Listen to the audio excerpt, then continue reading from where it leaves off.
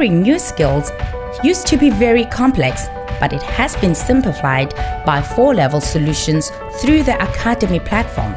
Academy is a training tool that offers you the opportunity to take the next step towards your personal and professional goals. With Academy, you can turn any room in your house into a classroom. Academy helps you to access the latest training catalog and offerings from IBM, Microsoft, Oracle, Cisco, CompTIA, VMware, and many more. Access to course materials, best practices and labs, career guide, and staying up to date with certifications. Want to know more about Academy or have training requirements? Please send an email to training@4levels.co.za or call 011-848-6229. With Academy, you are definitely owning your present and empowering your future.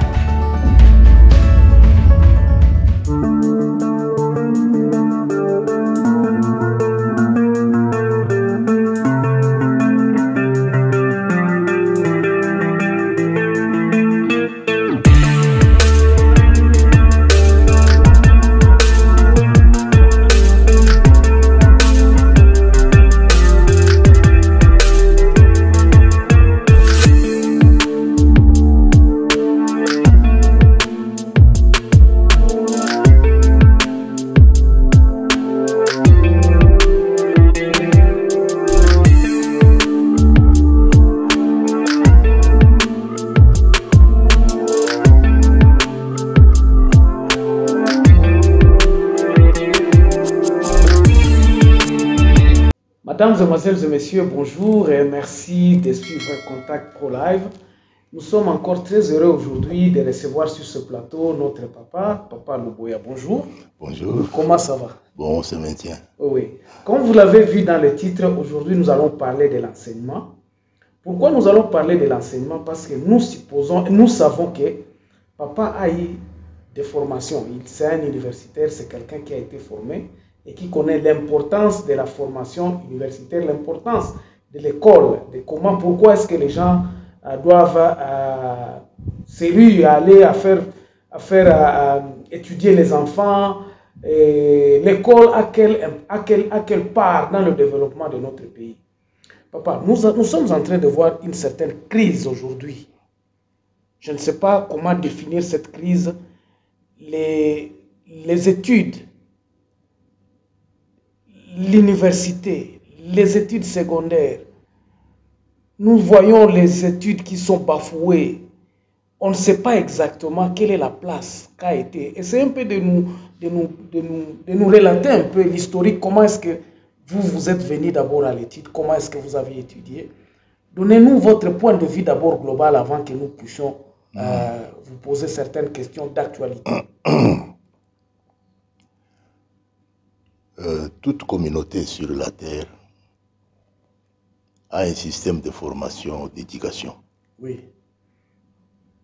Aucun peuple dans le monde ne souffre pas de manque d'un système de formation. Nous, Congolais, nous avons eu aussi un système de formation dans notre tradition. Oui. On a eu des jeunes gens dans nos traditions, qui étaient experts, par exemple, soit dans l'agriculture, soit dans la pêche, soit dans l'art. Oui. On a connu le feu avant que le blanc arrive au Congo. Oui. On a traité la transformation du cuivre, les croisettes qu'on appelait, tout cela, avant l'arrivée des blancs. Oui. Il y a eu beaucoup de choses qui ont été faites avant l'arrivée des blancs, mais il n'y avait pas d'université. Oui. Bon, la question que nous pouvons nous poser, où est-ce que ces gens-là ont acquis leur formation ou la connaissance? Oui. C'est pourquoi j'ai dit que toute communauté, tout peuple du monde, là où il est, il a toujours un système de formation, un système adapté à son environnement. Exactement. Oui. Et nous avons eu ce système-là, et tout système est toujours en évolution permanente. Tout système de formation. Oui. Mais il a une base. Une base, c'est l'éducation. L'éducation, c'est presque la tradition. Oui. La tradition, c'est ce qui vous met dans votre propre environnement, premièrement. Deuxièmement, qui vous fait prendre conscience de ce que vous êtes. Exact. Vous êtes qui? Dans nos traditions, il y a eu des formulations de phrases ou des actes ou des actions pour faire prendre conscience aux enfants qui ils sont. Et puis augmenter leur bagage intellectuel. Leur bagage intellectuel, sans qu'ils passent nécessairement par l'université. Par l'université ou bien les écoles. Les écoles, bon. La colonisation est arrivée. Elle est arrivée avec tout un système de conception qui consistait à plus piller les ressources de la population trouvée sur place qu'à inculquer à la même population une façon de se développer de par soi-même à partir de l'éducation trouvée sur place. Okay. La colonisation a cassé ça. C'est pour cela que souvent dans nos émissions précédentes, j'ai toujours parlé que nous sommes des déracinés. Et quand vous ignorez d'où vous venez, qui vous êtes, il est très difficile de vous développer. Bon, on va dire que, écoutez, mais nous avons beaucoup de Noirs ou de Congolais qui excellent à l'extérieur quand ils vont là, travailler, qui ont étudié là-bas et tout cela. Certainement, ils excellent. Mais ils excellent en quoi? Ils excellent dans la formation, pas dans l'éducation. Ils ne peuvent pas exceller en dehors de là où ils sont. Parce que quand ils rentrent dans leur propre pays, ils sont dépaysés. Vous voyez? Alors, c'est ça qui fait que l'évolution de notre système de formation a été rompue par la colonisation. Et après la colonisation, nous avons continué avec le néocolonialisme qui nous a fait voir que l'universitaire, c'est la fin de tout. C'est le sommet. Oui. Voyez-vous? Alors que dans la pratique, disons-le, moi je suis aussi universitaire. Qu'est-ce que l'universitaire, depuis qu'il a été formé, a apporté à la République démocratique du Congo depuis l'indépendance? Que ce soit dans la création, dans les inventions, ou quoi, qu'est-ce que l'universitaire a apporté?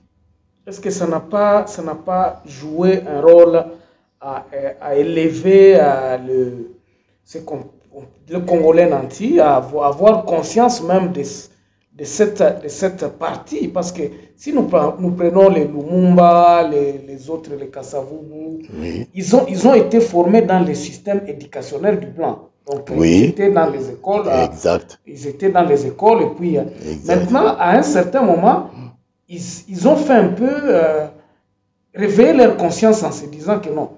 L'exemple en demandant l'indépendance. Oui. Parce que s'ils n'avaient pas étudié, s'ils n'étaient pas dans le système des Blancs, je ne pense pas qu'ils pouvaient... Enfin, je ne sais pas, ça c'est... Ils ne pouvaient pas réveiller cette conscience-là de dire que non, nous devons quand même nous assumer, nous autres. Nous devons prendre les choses en main. Les gens qui sont en train de nous maltraiter, tout ça. Revenons un peu ici. Oui. L'étape là, entre 55, disons, oui, prenons 50 jusqu'à arriver à l'indépendance. Quelle était la place de l'universitaire? Quelle était la place? On nous parle ici que non, non, la place de l'université était nulle part parce que au 30 juin, on avait combien d'universités et combien de gens? L'Ovanium existait à ce moment-là. L'Ovanium existait. Mais maintenant, ceux qui ont créé l'université, l'Ovanium, oui, les Belges, oui, les mêmes Belges ont attaqué l'Ovanium. Et ils ont attaqué comment? Okay. Beaucoup de Congolais ne comprennent pas le phénomène de l'école officielle. Okay. L'école officielle est venue pour corriger les erreurs du système qui les avait précédés. Donc le système animé par l'Église catholique. Okay. C'est pour cela que l'école officielle a été créée. Le ministre belge à l'époque, qui ça, c'était Bouisseret ou bien qui ça, il a qualifié le système colonial d'apartheid. On a connu un système d'enseignement au Congo où un noir ne pouvait pas aller dans l'école où on enseignait les blancs. Okay. Et ça a existé, donc l'apartheid aussi. Oui, oui, a existé. Et puis, il y a eu tout un arropage de faits. Un noir ne pouvait pas accéder dans un café entretenu par le blanc. Et ça c'est entre 45 ou bien avant, 10 ans avant l'indépendance ou bien...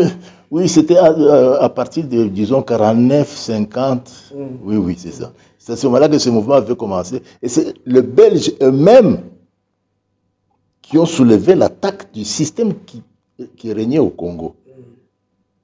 Et c'est ainsi qu'on a créé l'école officielle. L'école officielle qui a été combattue acharnement par l'Église catholique. Est-ce que ce n'est pas cela qui explique que beaucoup de ces intellectuels ou des dirigeants ne sont pas sortis de l'Ovanium, des grandes universités? Est-ce que ce n'est pas cela qui a causé cela? Parce que nous voyons le niveau intellectuel des Lumumba, les Kasavubu, presque les Tchombe. Le niveau intellectuel des politiciens de cette époque-là était un niveau incompatible avec les événements de la gestion d'un pays moderne. Les Lumumba, les Tchombe, les Kalonji, les Kasavubu et tout cela, ils n'avaient pas la connaissance de la gestion d'un pays moderne. Ils ne connaissaient rien. Ils ne connaissaient pas gérer les finances, ils ne connaissaient pas gérer l'économie. D'autant plus que l'économie n'était même pas entre leurs mains. L'économie était entre les mains des étrangers. Donc les finances étaient aussi entre les mains des étrangers. Donc ils ne connaissaient rien. Tout ce qui les animait, effectivement, il faut le féliciter, c'était ce mouvement de se libérer du blanc. Mouvement de libération. Mais ils ne savaient pas qu'ils devraient être outillés intellectuellement. Ce qu'ils oubliaient, c'est que la libération a des devoirs et des contraintes. Et quels sont ces devoirs et ces contraintes? Et c'est là où pas qu'ils ont fait défaut, c'est là où, à l'exception du pays de l'indépendance, notre classe politique a manqué de cette formation-là. Et le fait d'avoir manqué cette formation, nous avons continué avec la même classe politique, au début appuyée par des conseillers blancs, ainsi de suite. Et nous avons cru que être politicien, c'est accéder au pouvoir et être honorable. Et c'est ce qui nous anime jusqu'à aujourd'hui. Et donc avoir des petits conseillers qui vont vous dire non, faites ceci, faites ceci. Vous n'avez pas à avoir un niveau intellectuel capable de réfléchir, de pondre des mécanismes, de vision concrète. Non.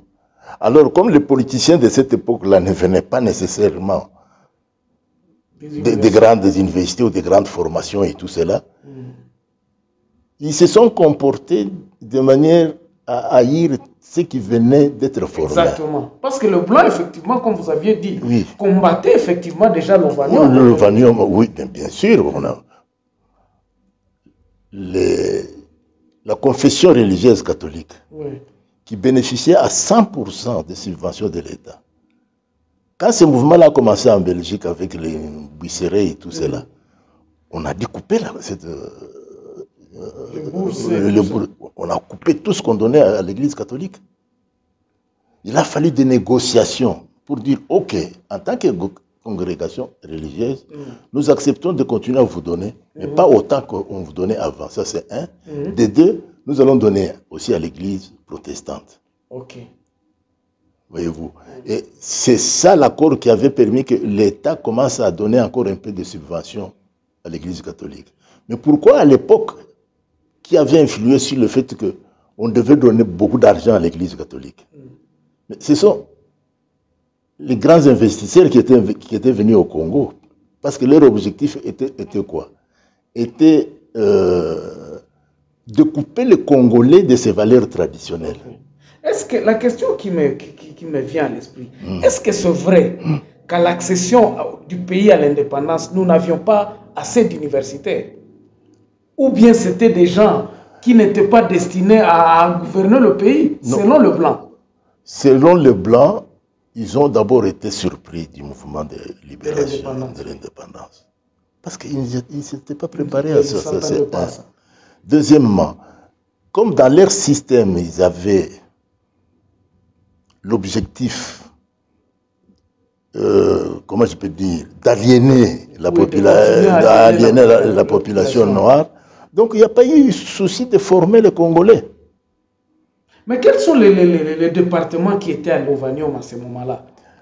Quand on a formé l'Ovanium, c'est vrai que beaucoup des premiers étudiants qui sont arrivés à l'Ovanium sont des étudiants qui sont sortis des écoles secondaires catholiques, ça c'est premièrement. Oui. Et quelle est la formation qu'on leur donnait d'abord à cette époque-là et qui continue jusqu'à aujourd'hui? C'était une formation incompatible avec tout esprit de développement de la population du pays. C'est ce qui fait que nous, Congolais, d'une manière générale, quand bien même nous voyageons souvent à l'étranger, oui. Qu'est-ce qui nous intéresse quand nous voyageons à l'étranger? Ce sont les shops. Vous ne verrez pas un Congolais, quand il va à l'étranger, s'intéresser dans une bibliothèque, à la science. Non, c'est dans les shops, la majorité. Oui, il va oui. Faire plaire les yeux. Et voilà, c'est tout. Nous devons reconnaître ce déficit-là. C'est un déficit. Moi, j'ai toujours soutenu ça, j'ai toujours dit. Nous avons été colonisés, nous sommes des déracinés, nous avons été aliénés et nous accusons un déficit. Et nous devons comprendre ce déficit-là pour pouvoir nous relever. Parce que l'importance d'aujourd'hui que nous parlons des universités, c'est que... Alors, nous voyons à l'indépendance, la question reste toujours parce que j'ai comme l'impression que vous n'aviez pas répondu à cela. Oui, allez-y. Est-ce qu'il n'y avait pas assez d'universitaires pour prendre le pays à main? J'ai la liste. J'ai la liste. Je ne sais pas si je l'avais déjà envoyé. J'ai fait une étude là-dessus, de toute façon. J'ai la liste des universitaires à partir de 1959. Mais en 60, il n'y en avait qu'un ou deux qui avaient fini leurs études. C'était Thomas Kanza, et puis je ne sais pas qui est autre chose. Et puis il y avait maintenant la liste des autres universitaires qui étaient encore aux études. Okay. Les enfants que Mobutu avait recrutés pour former le gouvernement, les commissaires généraux et tout cela, ainsi de suite.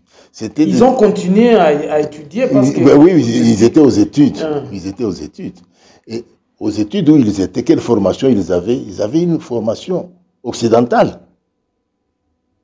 Il y en a qui ont eu difficile à appréhender certaines réalités du pays. C'était des gens qui étaient coupés des populations arrière. Ce n'est pas le cas avec le système anglophone. Le système anglophone s'est préoccupé de former d'abord les notables du village. Okay. Les enfants des chefs ont été accueillis à Londres, ils ont fait de grandes universités, ils sont partis aux États-Unis. C'est ainsi qu'on a connu les Kwame Nkrumah, les Julius Nyerere, les Jomo Kenyatta. Ce sont les gens qui, lorsque le pays a accédé à l'indépendance, c'est eux qui ont amené cette indépendance-là. Donc ils avaient connaissance au moins de quelque chose, ils avaient un bagage, ce qui n'est pas le cas avec nous. Kasavubu, quelle formation il avait? Lumumba, quelle formation il avait? Karonji Mulopo, quelle formation il avait? Soyons sincères, ce n'est pas pour les ridiculiser, c'est la défaillance du colonisateur. Ou bien la défaillance de nous-mêmes. Pourquoi est-ce que nous-mêmes, en arrivant à l'indépendance, pourquoi est-ce qu'on n'avait pas valorisé cette université? Parce qu'aujourd'hui... Est-ce qu'on comprenait la valeur de l'université? Il faut avoir la compréhension de ces choses-là pour pouvoir bien les vulgariser. Et même jusqu'aujourd'hui, est-ce que nous comprenons la valeur de l'université? C'est quelqu'un qui doit venir être conseillé. Avec l'évolution de l'indépendance, on a créé la liste des instituts dont j'ai cité ici, ISTA et tout cela, ainsi de suite. C'est parce qu'on a compris qu'avec la formation universitaire, on ne résolvait pas le problème du développement du pays. On a voulu former des cadres directement intéressés dans un secteur bien donné. Les comptables sont formés à l'ISC, les mécaniciens sont formés à l'ISTA. Oui, mais quand Mobutu est venu avec la réforme de l'enseignement, qu'est-ce qu'il a fait? Il a balancé tous ces instituts-là dans les statuts des universités. C'est ce qui fait que, par exemple, Tshisekedi qui étudiait dans l'institut, Oui. Il est passé à l'université. Okay. Et quand il a terminé, on a dit qu'il a terminé, mais il avait commencé à l'Institut. Okay. Il y a eu beaucoup d'étudiants comme ça. On peut dire les collèges ou bien les instituts supérieurs. Ou supérieurs qui ont été versés directement à l'université. Parce qu'il y a eu cette réforme de Mobutu de 1972. 1972 ou 1970. On nous parle que Tshisekedi était le premier docteur en droit. Bon, écoutez, vous savez, il est parmi des... non, c'est plutôt Liao. Tu vois, j'ai la liste, je vais te l'envoyer, comme ça tu vas bien voir. Si tu m'avais bien explicité les choses, j'aurais pu t'amener... Est-ce que j'ai ça ici? Non, je n'ai pas ça ici. J'ai la liste. J'ai la liste des universités jusqu'au moment où Mobutu est monté au pouvoir. En 65. Oui, en 65, jusqu'au temps du cardinal Malula et tout ça, ainsi de suite. C'était pour bien comprendre qu'est-ce qu'il y a fait que le Congo a accédé, le Congolais a accédé à l'indépendance dans l'ignorance totale, avec un déficit grave de la gestion d'un pays moderne. Voilà. Voilà, on va prendre une pause et puis nous revenons tout de suite après pour poursuivre avec la conversation avec Papa Louvoya. Tout à l'heure.